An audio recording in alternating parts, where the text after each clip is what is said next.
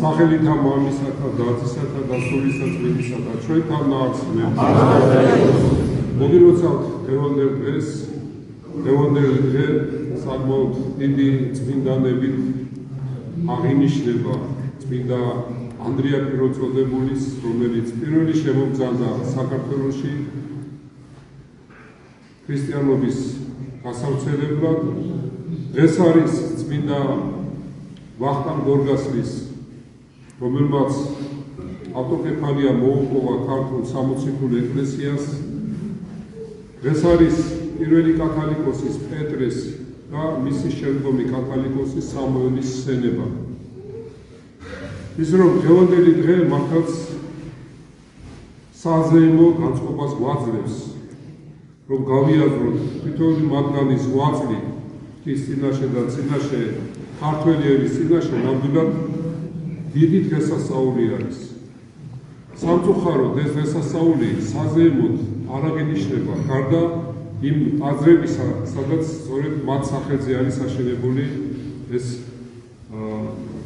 წმინდათა სახელზე არის აშენებული ტაძრები. მართლაც და რატო არის მნიშვნელოვანი დღევანდელი დღე ქართველი ერისთვის და ქართული სამოციქული ეკლესიისთვის? პირველესად იმით, რომ ანდრია პირველწოდებული, რომელიც პირველი გახდა ქრისტეს მოწაფე, რომელსაც პირველს მოუწოდა უფალმა ჩვენმა იესო ქრისტემ, რომ მისულიყო მასთან. და საოცარი არის ის, რომ როდესაც ყოვლადწმინდა ღვთისმშობელმა წილისყრის შედეგად, როცა მოციქულებმა და დედაღვთისმშობელმა წილი იყარეს თუ ვისად უნდა ეკადაგათ ქრისტიანობა, წილისყრის შედეგად ყოვლადწმინდა ღვთისმშობელი შეხვდა ივერია, საქართველო.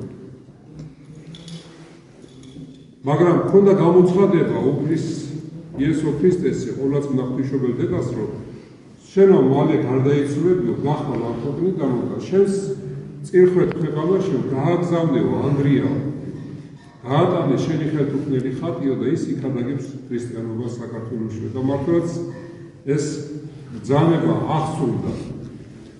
საოცარია კიდე იმით დღევანდელი დღე, რომ უფალმა ჩვენმა იესო ქრისტემ სანამ ყოვლადწმინდა ღვთისმშობელი გამოაგზავნიდა ანდრია პირველწოდებულს, ასე მიმართა, რომ არა გავწირო ერი ესე საზეპურო, უფრო ეს ყოველთა ნათესავი